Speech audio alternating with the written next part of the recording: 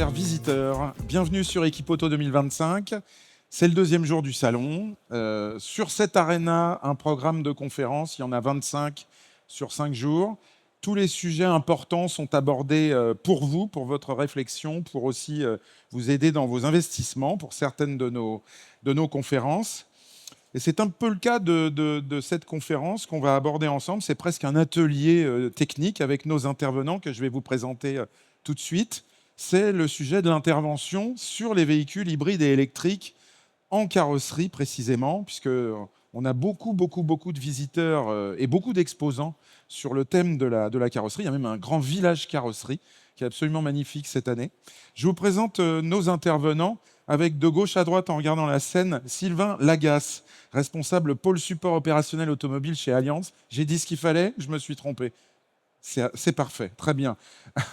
À côté de vous, Julien Bauer, vous êtes responsable technique et formation France chez PPG. Bienvenue à vous. Il y a beaucoup d'innovations à voir sur le stand de PPG. À côté de vous, Yann Cellier, Mobipolis. Alors, c'est le nouveau nom du GNFA. Faut s'habituer, Mobipolis. Voilà. C'est beau comme nom. Ouais. Tout le monde a retenu, ça y est, c'est bon ? C'est en cours. Responsable carrosserie peinture. Merci d'être là. À côté de vous, Jérôme Engrand, directeur de FMS Incendie.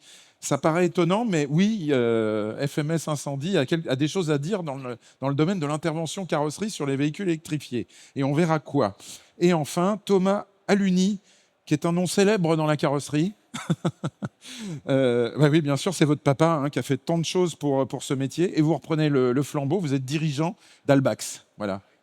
Avec votre frère, donc, j'ai oublié son prénom, Bastien. Avec Bastien, qui est là aussi présent. Voilà. La relève est assurée.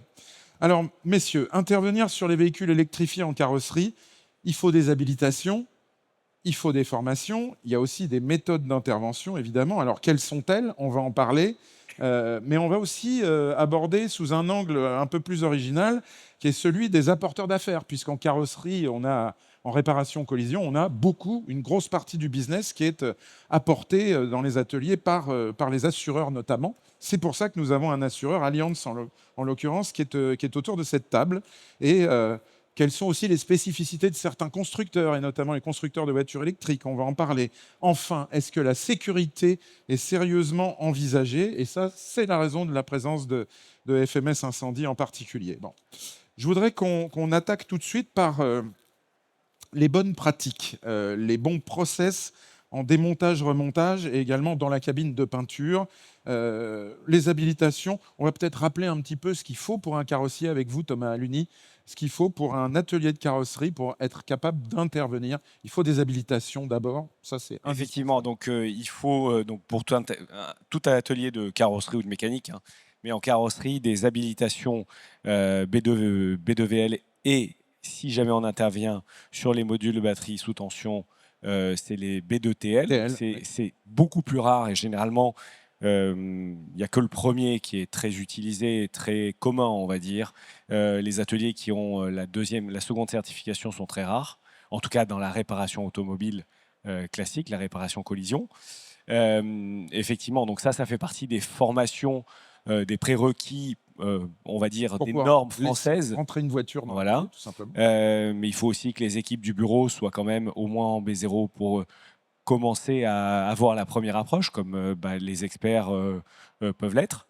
Et ensuite, on a, au-delà de ça, si on a des particularités de certification de marque, on a aussi des formations spécifiques pour chaque marque qui, elles, sont vraiment dissociées du parcours, on va dire, normatif français. Est-ce que vous pouvez nous donner un exemple ? Parce que vous intervenez beaucoup, vous avez... Oui, on a 16 certifications constructeurs chez Lecoq et quelques-unes aussi dans le réseau Albax, notamment chez Albax Paris 15. Mais la particularité des constructeurs va être par exemple pour Tesla ou même Jaguar Land Rover avec des véhicules hybrides ou même Ferrari avec des véhicules hybrides vont être des formations en e-learning et après des formations aussi en présentiel en France ou à l'étranger, bien plus souvent à l'étranger, spécifiques pour les marques, les modèles et certaines évolutions même ou certaines technologies qui sont propres à la marque. Donc ça vient en addition du parcours, on va dire, classique. Et c'est une vraie obligation pour être certifié. Est-ce que c'est plus lié d'ailleurs à la sécurité ou au châssis? Parce que pour Tesla, il y a le Ouais, gigacasting. c'est encore très Rien à voir différent. avec. Voilà. Il y a les deux. C'est-à-dire qu'il les deux. y a les habilitations qu'on appelait avant MET, qui sont maintenant ILT, qui sont toute la partie électrique, électronique, mécanique. Et il y a la partie carrosserie qui, elle, est liée à la structure. Et donc, quand on parle d'éléments structurels, je rappelle que ce n'est pas juste le châssis, c'est tout élément qui est soudé, collé au rifté. La donc, traverse. une aile arrière, une jupe, Ouais. rentre dans le cadre d'une certification constructeur. Mais on ne peut pas faire l'un sans l'autre. De toute façon, le parcours de formation, il est obligatoire du début à la fin si on veut être certifiable. Donc, il faut les outils, les équipements. Avec des spécificités concernant les constructeurs de véhicules 100% électriques, puisque bien souvent, on a aussi des innovations côté structurel du véhicule. Hein. Voilà. Oui, chaque marque a ses petits... et parfois, c'est même des évolutions à l'intérieur des marques, donc dans des gammes de modèles où il y a des particularités. On en a entendu parler chez Tesla, avec ces fameux modules avant et arrière. Mais il y a d'autres marques qui ont aussi leurs spécificités. On a fait énormément de papier et coulé d'encre pendant beaucoup d'années sur l'aluminium, mais aujourd'hui, les agréments ces certifications constructeurs ne sont plus liées uniquement à l'aluminium, mais à l'aluminium et aux multimatériaux. C'est-à-dire qu'un véhicule, qu'il soit en acier ou en aluminium, ça ne change rien. Les parcours de formation prennent et englobent les deux, que ce soit au niveau de la réparation, du collage-riftage, de la structure, des marbres. Donc tout ça, ça fait partie des certifications et ce sont des vraies spécificités. Donc aujourd'hui, il n'y a pas un tarif aluminium, par exemple, dans une carrosserie certifiée par un constructeur. Il doit y avoir des tarifs par technicité, comme ça a toujours été le cas en T1, T2, T3. On pourrait en rêver, mais on ne peut pas le faire. Non, mais c'est surtout que ça n'a plus de sens aujourd'hui. Donc les matériaux ont vraiment évolué, les assemblages aussi.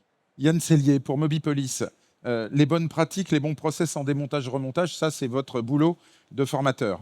Ouais, c'est notre métier de former. Je peux faire un petit rappel sur Mobipolis Bien entendu. Depuis le 1er juin, le GENEFA ne s'appelle plus GENEFA, il s'appelle Mobipolis. N'a rien changé dans la structure, c'est juste qu'on a un nouveau nom qui colle plus à ce qu'on souhaite et créer une nouvelle dynamique. Ouais. Pour rappel, 15 France, et dans les 15 centres, on fait ces fameuses habilitations, ces fameuses formations. Les formations d'habilitation, c'est le numéro 1 de la partie d'activité maintenance. Donc aujourd'hui, il y en a besoin. Et il faudrait que vous preniez votre micro un peu plus haut par rapport au... Parce que l'émetteur est en bas. Donc je pense que vous avez... avec la main, il faut le prendre au milieu. Hein. Voilà. C'est ça, parce qu'il y a des coupures de temps en temps. Il y a des coupures, désolé. Non, il n'y a pas de souci, il y a pas de souci. Aujourd'hui, pour les véhicules électriques, donc les process de démontage-remontage sont-ils plus contraignants? C'est surtout s'appuyer sur les métiers des véhicules électriques, sur la méthode constructeur. Aujourd'hui, souvent, on oublie les méthodes constructeurs. Et le premier palier qu'on fasse de la formation de maintenance des habitations ou de la formation de carrosserie, la première chose qu'on leur réapprend, c'est à respecter ces méthodes constructeurs. Si le constructeur dit qu'il y a des process, on ne doit pas passer à côté. Et les habitations viennent en amont aussi pour les respecter. On voit encore aujourd'hui trop de carrossiers qui viennent en formation aujourd'hui, qui n'ont aucune habilitation dans les entreprises. Et ça ne devrait plus exister en fait.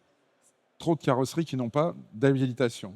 Oui, bien sûr. C'est l'objet aussi de ces certifications constructeurs, c'est-à-dire qu'on est 100% dans le respect du cahier des charges du constructeur, du début à la fin de la réparation, que ce soit dans la méthodologie, on va dire, administrative, qui requiert énormément d'archivage de toutes les opérations qu'on peut faire, sur des petites opérations comme sur des grosses.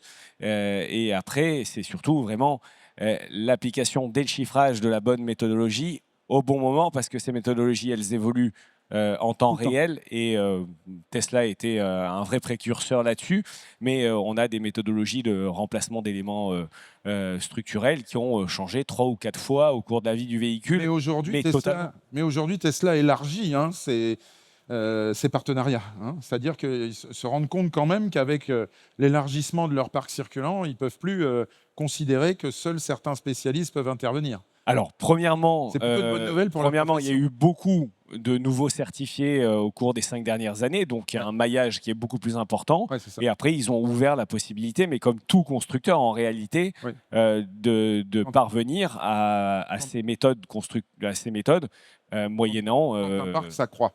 Oui, absolument. Je voudrais qu'on rentre dans la cabine de peinture avec vous, Julien Bauer, de de PPG. Alors, pour vous, fabricants, les véhicules électriques, ça peut être un casse-tête. De même que pour le fabricant de cabines de peinture, d'ailleurs. Enfin, c'est plus pour vous, en réalité, parce que vous êtes un peu contraint par la température de séchage. J'allais dire de cuisson, mais on n'est pas dans un four de cuisine. On peut dire cuisson, effectivement, sans problème. Alors, nous aussi, clairement, on s'appuie sur notre relation avec les constructeurs. On est présent en première monte. Sûr. Et les constructeurs ont des préconisations, des recommandations. On a un bulletin technique qu'on met à jour tous les ans sur les recommandations par constructeur, de la température maximale acceptée et de la durée de cuisson, comme vous le dites, maximale.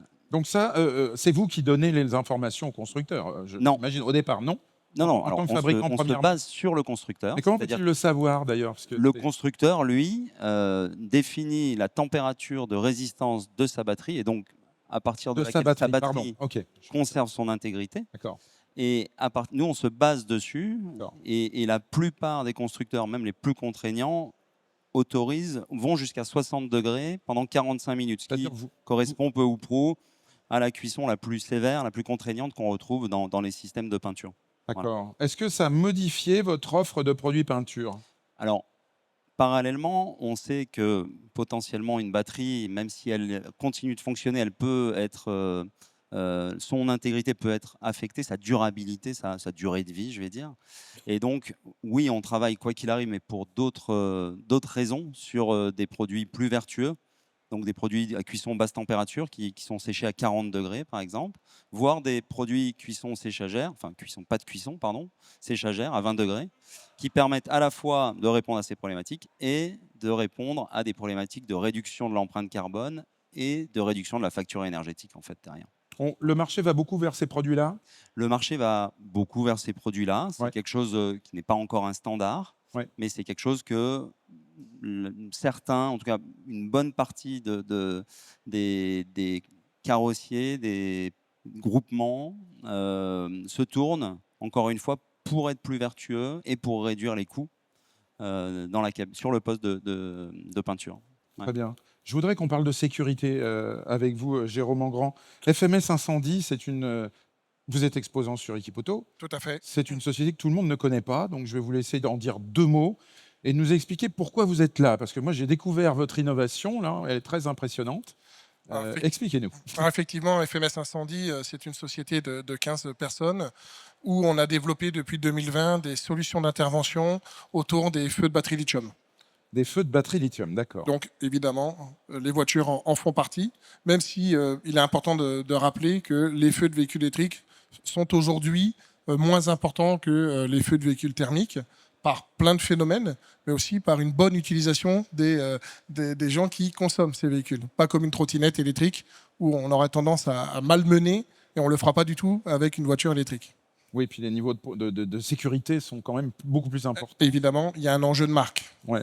Alors vous intervenez principalement auprès des centres VHU, hein, mais là vous êtes dans une conversation, dans une conférence qui intéresse aussi les carrossiers, les assureurs. Donc, qu'est-ce que vous apportez précisément? Eh bien, je rebondis effectivement sur les 60 degrés, parce qu'effectivement, on va parler d'emballement thermique de la batterie. Au-delà de 68 degrés, c'est là où on va commencer à avoir une décomposition des éléments à l'intérieur.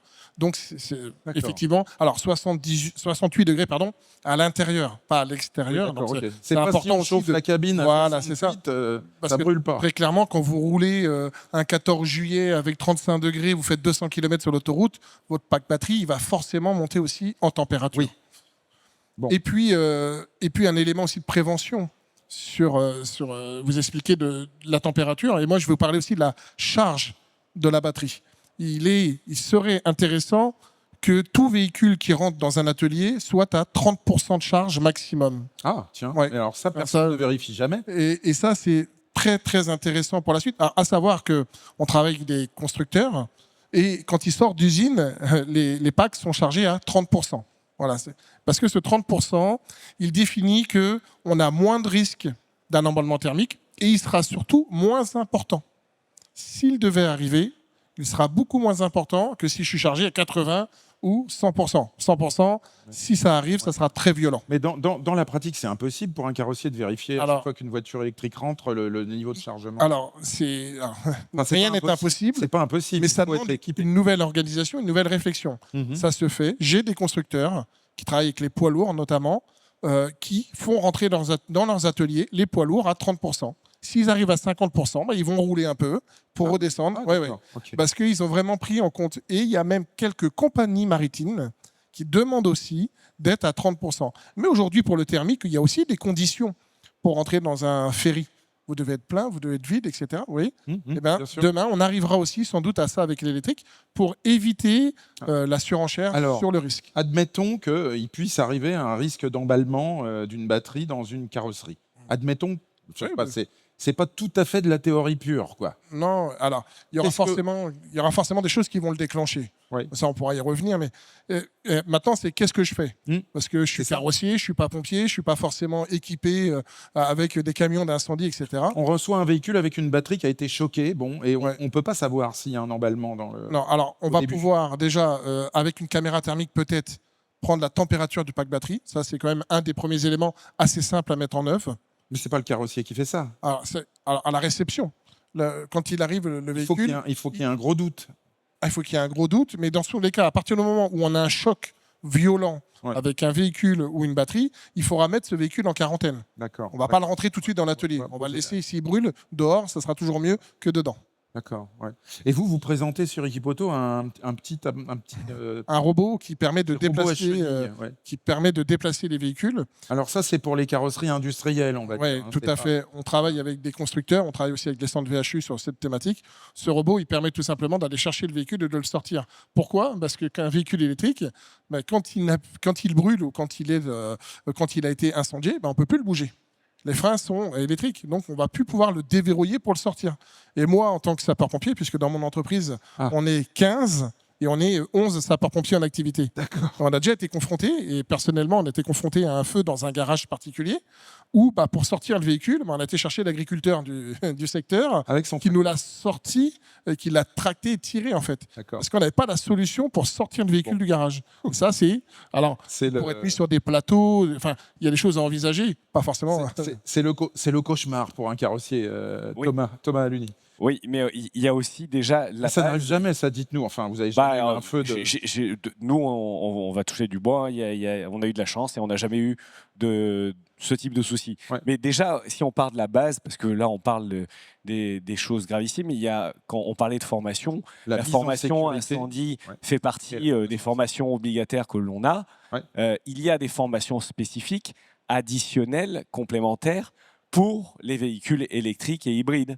Donc ça, quand nous, on est certifié, qu'on a beaucoup de véhicules qui viennent, déjà, on met nos équipes au niveau de ce que l'on fait. Et donc, effectivement, ça fait partie de formations complémentaires qui sont, j'imagine, offertes par des sociétés comme la vôtre, voilà, et qui amènent aussi à avoir des réflexes différents et des organisations un petit peu différentes. Je voudrais qu'on aborde le deuxième thème, qui est celui des donneurs d'ordre, et donner la parole à Sylvain Lagasse d'Alliance France. Donc, vous avez évidemment des véhicules électrifiés qui sont accidentés. Vous avez à choisir les ateliers dans lesquels vous les envoyez. Quels sont vos cahiers des charges ? Alors, avant de commencer par le cahier des charges, peut-être donner quelques chiffres. Oui, ou donner quelques chiffres, effectivement, chez vous, en tant qu'assureur. Ouais, tout à fait. Donc Alliance en France, c'est le 4e acteur dans le monde de l'assurance automobile. On représente environ 8% de part de marché et on a dans notre réseau 250 000 expertises par an. Donc là, j'enlève le bris de glace, 250 000 dossiers collision principalement. En 2025, sur ces expertises, on en a environ 27 000 qui vont concerner des véhicules soit électriques, soit hybrides. C'est plus de fois 3,5 par rapport à 2022. On était à... Ça monte. Ouais, on était à 8 000 en 2022. Là, on est à 27 000 avec quelques caractéristiques de ces sinistres. On parle de véhicules beaucoup plus jeunes que les véhicules thermiques. On va être entre 2 ans et demi, 3 ans en moyenne, contre plutôt 10 ans à 11 ans sur les véhicules thermiques. On va être sur un très faible taux de perte totale, mais il n'est pas nul, lié à la valeur des véhicules. Dans le monde des thermiques, on est entre 10 et 11% de véhicules qui sont en perte totale non réparée. Là, on va être à 2% sur les véhicules électrifiés. Et on est sur des coûts moyens, aussi liés à l'âge des véhicules, qui sont entre 10 et 20% supérieurs en matière de réparation à ceux des véhicules thermiques. Après, nous, en tant qu'assureur, en effet, en cas de sinistre, l'objectif, c'est d'apporter le meilleur service aux clients, de faire réparer ces véhicules au meilleur coût, avec les meilleures conditions de sécurité et avec le parcours le plus fluide possible, à la fois pour nos clients, mais à la fois pour nos gestionnaires de sinistres. Quand on gère 250 000 sinistres par an, on est sur des choses qui sont très industrielles. Il faut des solutions qui sont très industrielles. Donc on a développé chez Allianz des solutions d'indemnisation qui s'adaptent à chaque typologie de sinistre, des solutions qui peuvent être soit très industrielles, l'accident simple, quelque part on n'a pas besoin d'un gestionnaire, ça peut être traité très facilement et quasiment automatiquement, et des solutions spécialisées, soit pour les véhicules qui le méritent, soit pour les typologies de sinistres qui le méritent. Dans le monde de l'électrique et pour ces sinistres, on est un peu entre ces deux mondes, à la fois dans l'industriel, parce que la plupart des sinistres quand même pour des véhicules électriques peuvent se traiter de la même manière que pour les véhicules thermiques, mais on a certaines typologies de dossiers où là on va être dans le très spécifique, dans le très spécialisé en fonction de la nature des dommages. Donc le choix qu'on a fait côté Allianz, c'est par défaut d'orienter nos sinistres concernant des véhicules électriques de la même manière que nos véhicules thermiques. Oui. C'est-à-dire qu'on demande à 100% de notre réseau de réparateurs agréés d'avoir le niveau minimum d'habilitation qui permette d'accueillir ces véhicules. Après, deux solutions. Soit ce véhicule, la partie électrique du véhicule n'est pas touchée, le réparateur peut le réparer, ou sinon on réoriente. Ça, c'est pour la partie réparateur. Pour la partie expert, on a créé une solution dédiée d'expertise, une solution électrique qui a 3 fonctions vis-à-vis de nous. La première, c'est d'apporter du support et de l'accompagnement à nos experts et aux réparateurs. On ne demande pas à nos experts de tout savoir sur tout pour toutes les marques de véhicules, toutes les typologies de dommages. On leur demande simplement que lorsqu'ils ne le savent pas, de nous le dire et de se faire accompagner par la solution. C'est la première activité de cette solution. La deuxième, c'est pour les sinistres à vrai enjeu. On demande à cette solution et à nos experts de faire valider leurs conclusions par cette solution d'expertise en fonction de la nature des dommages, en fonction du montant des réparations. Troisième fonction de la solution, elle est le point d'entrée unique pour les véhicules Tesla. On sait que les Tesla, on a parfois des spécificités, donc l'ensemble de ces véhicules sont centralisés sur cette solution.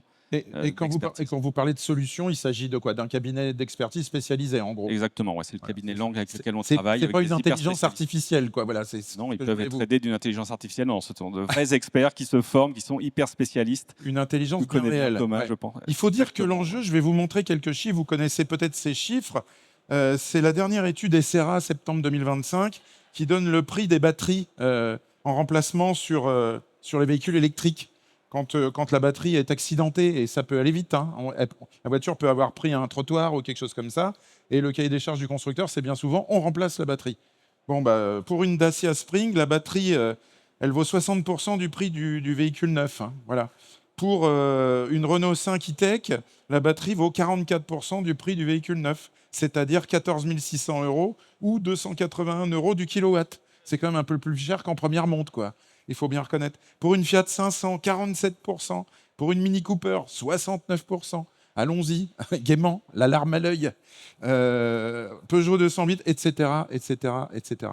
Donc, pour un assureur, l'enjeu de réparabilité, d'abord, ça c'est un vrai sujet, et l'enjeu d'intervention et de, je dirais, discrimination par rapport à l'importance du sinistre, c'est capital. Voilà, c'est pour ça qu'on a vraiment décidé de centraliser pour ces dossiers en jeu, hein, où la batterie va être touchée, sur une solution vraiment spécialisée. On en parlait tout à l'heure avec Thomas. Moi, l'objectif, c'est que de vrais spécialistes parlent à de vrais spécialistes. Moi, je ne suis pas un spécialiste des véhicules électriques, mais je peux garantir que les experts qui sont associés à cette solution, eux, sont des vrais spécialistes. Ouais. Et le taux de perte totale est encore extrêmement faible, hein, parce que les véhicules sont jeunes en réalité. Donc il y a une grosse valeur résiduelle encore, hein, c'est ça? Oui, exactement. Par contre, il faut anticiper, hein, il faut prévoir l'avenir. On a lancé, nous, un appel d'offres pour revoir notre réseau de récupérateurs. On a annoncé, super timing, les résultats à 11h30 ce matin. On avait 2 axes forts. Le premier, c'était la pièce de réemploi. Et le deuxième, c'est d'être en capacité justement de réceptionner, de décommissionner ces véhicules électriques, d'avoir des zones de stockage, d'avoir des zones de démantèlement. Alors on ne le fait pas dans tous les appels d'offres. Pour cet appel d'offres, on a visité tous les sites qui avaient candidaté. Donc ce n'était pas uniquement des réponses sur dossier, mais on a aussi visité pour les sites justement pour s'assurer de la capacité à prendre en charge ces véhicules. Oui, parce que pour vous, c'est important. Quand un véhicule doit être envoyé en centre VHU, c'est pareil, vous avez une responsabilité. Exactement. Ouais, ouais. Donc voilà, donc on a fortement réduit le nombre d'entreprises pour justement nous assurer de leur capacité à prendre en D'accord. charge ces Ouais. véhicules. Fortement réduit dans quelle proportion? On avait 10 entreprises et on va travailler avec 6. Avec 6, Désormais. d'accord. Ouais. Est-ce que ça veut dire qu'il y a 6 entreprises capables de le faire? Non. Il ne faut pas exagérer, non? Non. On voit un monde de la récupération qui se transforme avec des entreprises qui ont du mal, pour le coup, à intégrer ces nouvelles technologies. Un nombre d'entreprises qui s'orientent vers l'avenir, mais non, pas uniquement 6. Il a fallu faire un choix. Que pensez de l'avenir de votre métier de carrossier, Thomas Aluni, lorsque le parc, ça sera dans très longtemps, donc vous avez le temps d'y réfléchir, sera très électrifié.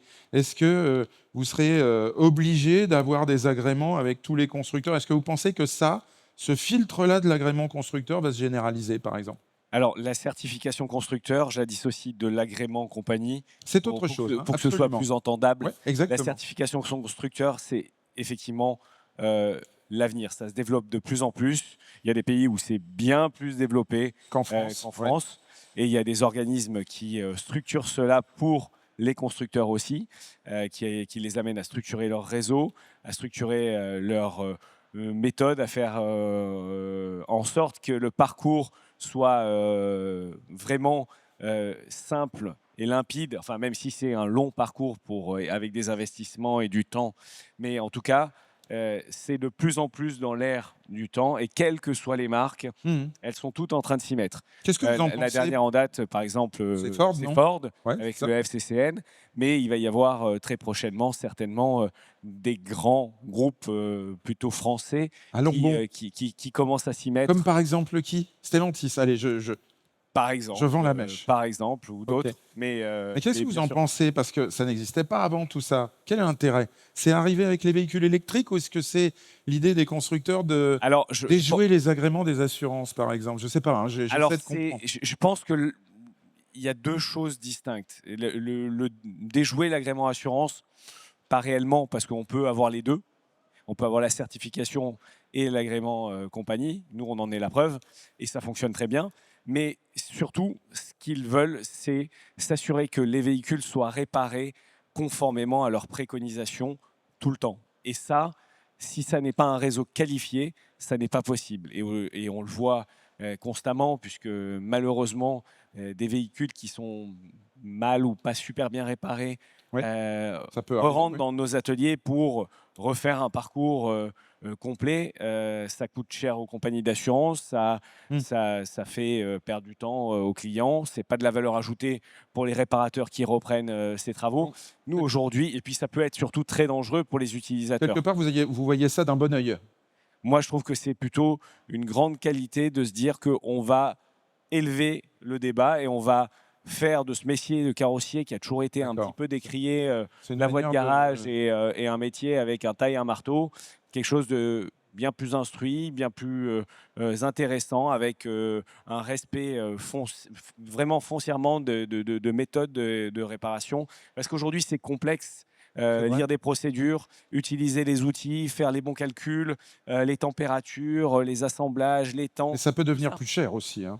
Ça deviendra forcément plus cher, mais je pense qu'aujourd'hui, le coût de la réparation, mais on l'a vu, il s'est envolé beaucoup grâce à cause de la pièce, pardon. Ce qui peut être une contrepartie non prévisible des agréments des certifications constructeurs. Ils peuvent aussi vous demander et vous incentiver sur les pièces. Hein. Peut-être. Très bien. En tout cas, nous, notre motivation, c'est pas de remplacer plus de pièces, mais c'est d'en réparer le maximum et de préserver la qualité intrinsèque du véhicule. Et on est dans la RSE aussi, depuis le départ. Absolument. On sortait un peu du sujet, mais c'était bon d'en parler. Yann Sellier, puisqu'on parle d'élévation du niveau de la profession, aujourd'hui, savez-vous dire, c'est peut-être une question piège, hein, y a-t-il beaucoup d'entreprises de carrosserie qui ont les habilitations? Est-ce que vous avez une statistique? Et les gens surtout qui se forment sur la réparation, la maintenance des véhicules électrifiés. J'ai du mal parce qu'il y a un peu de bruit là. Ça commence à chauffer dans les halls. Ouais, ça chauffe. Mais c'est Equipoto, hein, vous voyez, on est là pour... Eh ben non, c'est un transport de boissons. Je pensais que c'était, je ne sais pas, un pont à colonnes nouvelle génération, mais pas du tout. Alors, Yann. Aujourd'hui, on n'a pas de statistiques précises des entreprises qui se sont formées. Un peu plus bas. Qui se sont formées. Et on sait toujours que c'est la vente numéro 1 chez nous. On sait qu'il y a des entreprises, il y a du départ. Et on a un problème de personnes qui ne sont pas aussi formées dans les ateliers. On voit des différences entre les grosses structures bien formées, bien équipées, les indépendants et les concessionnaires. On a 3 niveaux. Les concessionnaires, les formations, c'est normal, c'est obligatoire. Ouais. Quand on est sur de l'indépendant, on se dit si le patron est formé, ça suffit. En fait, non, on s'aperçoit parce qu'on a besoin du technicien qui soit au moins B0L, même si lui, il ne va pas intervenir dessus. Mais ils sont multimarques surtout. Hein. Ils sont multimarques. C'est fondamental. Ouais. Donc ça va, aujourd'hui, ils ont besoin de venir se former. Et encore, c'est-à-dire qu'on en parle de l'électrification depuis de nombreuses années. On a tout un mythe par rapport à ça. On parle du mythe aussi de la cabine de peinture, où on disait surtout les véhicules, il ne faut pas les mettre dans les cabines. Il y a plein de choses qui ont circulé. Mais les véhicules, ils sont là, ils seront encore là demain, ils seront encore plus là demain. Il faut encore continuer à se former, à stabilité. Il y a aussi l'habitation, elle n'est pas acquise. Quand on est au B2XL, B2VL, pardon, il faut la renouveler tous les 36 mois. 3 ans. Tous les 3 ans. 3 ans, c'est ça. Donc il ne faut pas oublier ça, parce que sinon, c'est caduque. Et les évolutions véhicules vont tellement vite aujourd'hui que si on ne renouvelle pas, nous, nos techniciens se font former régulièrement. C'est bien qu'il y ait une raison. C'est un message de formation. C'est par ce message de formation qu'on termine cet atelier, cette conférence. Merci à vous les intervenants. On peut applaudir nos intervenants. Et puis merci à vous d'être venus nombreux. On a eu peur au début parce qu'il n'y avait pas grand monde. Hein. Bon, alors, excellente visite. Merci encore. Très bonne équipe auto.